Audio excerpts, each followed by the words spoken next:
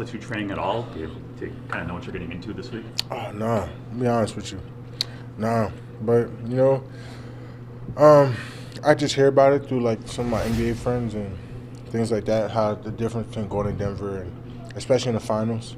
So it's pretty interesting, but I'm excited to see how it feels. You got to experience things once, and this would be something cool to experience.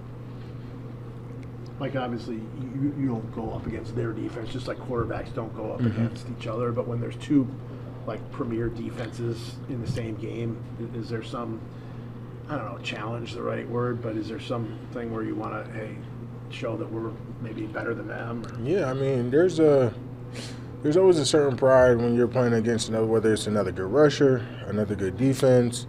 I'm pretty sure even QBs, when there's a debate about MVPs and who's going to be the best quarterback today, that's going to win the game. There's always those type of self pressure that you put on yourself to outperform the other defense or other players. So, that's definitely going to be involved in this game. I know they got some really good guys over there, and I'm excited to see whose front's going to play better. If you guys discussed this week that you see this Broncos team, they're in games, and then fourth game, I mean, they put up 33 in the fourth quarter against the Giants, all on offense. You discussed that it's going to be a four-quarters game against this team. Yeah, I mean, we know it's going to be a fourth-quarter game, but, I think at the same time, we're not the Giants. And any other defense they faced this year, they ain't have us, so they ain't play nobody. I don't think they played anybody like us outside of Houston. So, we played a little bit different of a system than Houston. Houston plays more as of attack front, and there's different variations of how they run their defense. So, I'm excited to go and see what we do against this team. Piggybacking off that, though, I know you were maybe a little frustrated after the Bears game with them scoring on 3 straight drives in that second half. Mm-hmm. So how do you just allow a team not to be able to get back in it like that? We have to do a better job being off the field, going back-to-back 10-plus play drives. Obviously, that weighs in on you, and I think they saw that. And, I think guys started getting a little winded, a little bodied. It's a lot of – that was a real physical and body game, and I think it started getting a toll on a couple guys. But, at that point, after experience, I just feel like, some guys built a callus. You build a callus after going through it. So, and I mean, it's something we've been experiencing all year, long drives, making teams earn it. And, they earn it. But we just got to limit the explosive plays. What have you seen from, Bo Nix, a young quarterback, but he seems like he plays with a lot of confidence? Mm-hmm. He does. Since, he came into college football, I remember him coming out, being like the first QB ever to start as a freshman at Auburn. Like, he's always been an impressive player. And I think, he's taking a big jump year 2, how he protects the ball, not taking sacks, getting rid of the ball. So it's going to be a very challenge for all of us. And I think Sean Payton's doing a hell of a job coaching them and putting him in better situations to use his skill set, whether it's his legs in the run game, legs in the pass game. So, we got our hands full. Michael, when you watched, when you were in Dallas and Dak sort of kind of evolved and got better and better, do you see similar progression with Jordan? I know it's your first year playing with him. Yeah.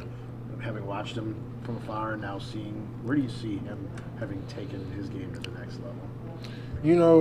It's about where he's at and where he's come from.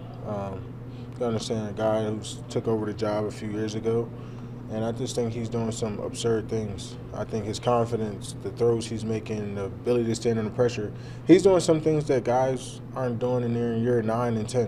You know what I mean? So I think he's progressed early on, and it could be because of his the guy he was under for so long. So he has this confidence and swagger about him, and the way he carries himself, I think he's just going to keep getting better and better.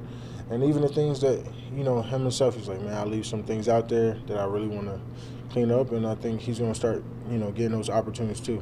Are you of the belief that, great players make their legacies in the playoffs? Like, is that something that you think, or does it, I mean, he's had a little playoff success, but I'm sure he's looking for more. It's very hard because you could be a great player and never be on the playoff team. And you can never have a winning season. You could be a really good player and the team kind of just holds you and they have the rights to you. So you're in a bad situation. So it kind of takes away from how great a person could be given the opportunity. But, I would say I think you can always have a good legacy, but I think legends are made, in the playoffs. Like, I think you look at Brady. I mean, he's a legend because it's rings, Jordan, rings. It all comes down to making it to the big game, winning the big game. When you think of the legends, that's what it comes down to. The Shaqs, the Kobes, that's what separates from Reggie Miller and all those other guys who, come close to Barkley's. So, you can have a great legacy. Like, I mean, look at Charles Barkley. That's one of the greatest legacies in basketball. But, the championship, that's kind of what, people care about. When you lose that big game, that's what it comes down to. So you got the legends and you got the legacy. So I think they're two different places in the sports world. Micah, speaking of legends, you've been compared to Reggie White many times. Just what goes through your head when you hear your name next to his? It's honestly a blessing. I've been compared to Reggie, the LTs, the Derrick Brooks, the pretty much any of the greatest players you could think of. And it's just always a reminder that I gotta find a way to keep creating my own name, my own dynasty, and making my own path. Obviously you take the blessings, the good with the good, and the bad with the bad, but at some point you kind of want to separate and be like, okay, he made his stamp, his legacy here too. So, so that way the next person that maybe get traded or come here, they'll be the next Micah, and that'll be the comparison. So, I think that's always the goal. Okay, so I've been here that long. Reggie would line up over the right tackle, give him a shoulder, then put the club or the swim move.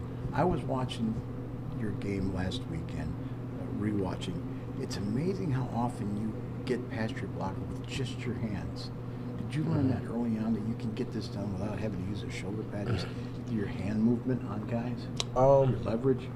Yeah, I would say it's so hard to explain. Like, some of it's God-given, and some of it is just anticipation. And I would just say it comes down to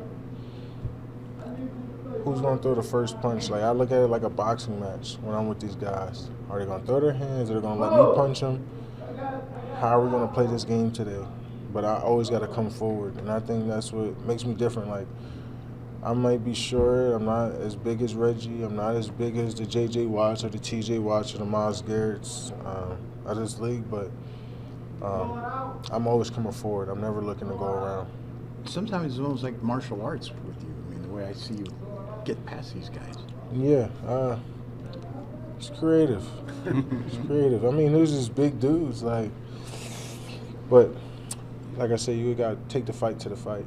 Like, I think a lot of old linemen, they want to be bullies. Like, they want to hit you late. They want to bring you down to the ground. They want to step on you. They want to Hold you. Yeah. But I always hated bullies. Micah, you've often referred to football as a chess match, going back and forth. You got a really better head coach in Sean Payton, great defense we've discussed, and a good offense as well with a lot of pieces. Does this game feel like it's going to feel more of a chess match, going back and forth, a lot of strategy involved? There's some strategy, but the one thing that's different between chess and the game is you kind of know what your pawns and your knights and your queens and your rooks can do. It's hard when you got a queen that can go everywhere. So there ain't no, this ain't no, you know what I mean? Like, this ain't that. Like, you can control this one. Like, I don't got to worry about a pawn slowing me down if I want to capture a pawn, because it could take my queen. None of your pawns are taking me. You know what I mean? So this is real life. Like, strategy. But strategy is good until you get punched. So that's kind of always been the motto. Rob was talking about championships a while ago. Now that you've been here for 4 months or whatever it is, and you guys have won a bunch of games here in a row, and you're playing pretty good, what do you think about your chances? And do you feel better about your Super Bowl chances now than maybe you did when you show up here in September? Well, it's to be determined. Usually the best teams win December. We won one in December. We got to win. This is another big one in December. We got one next week. So just the 1 week at a time. Like, to look forward, you can say, yeah, we have a hell of a chance to do some great things.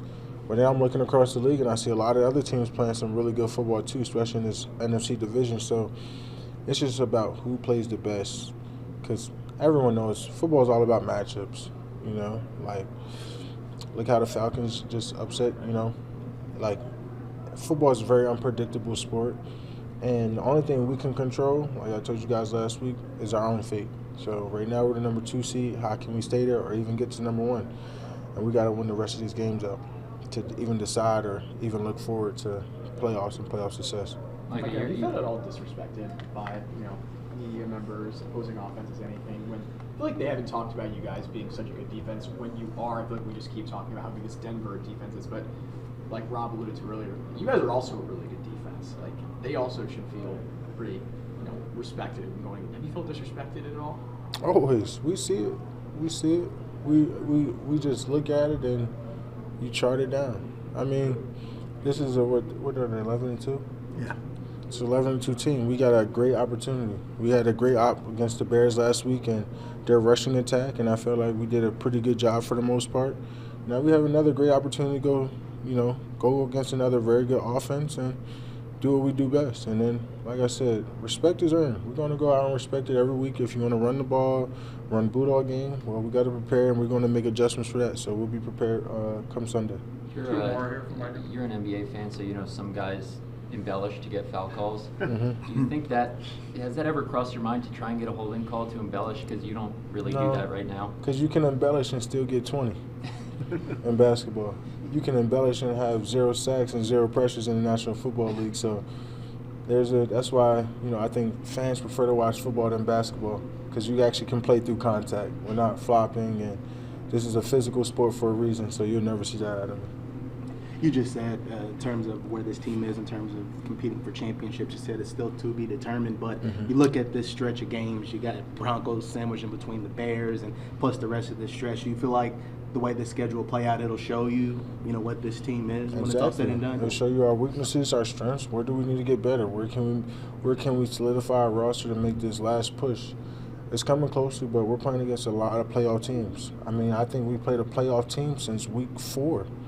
The Panthers are now in the playoffs. They're leading their division. So, the teams that we lost to are championship teams. The Eagles are winning their division. I mean, the Browns, they're still a good team. They give every team a fight. Things sometimes just come up short, but these teams is very good teams. I think we played a damn near playoff team almost every game this season. At least a caliber of a team. Like, Cowboys are right there.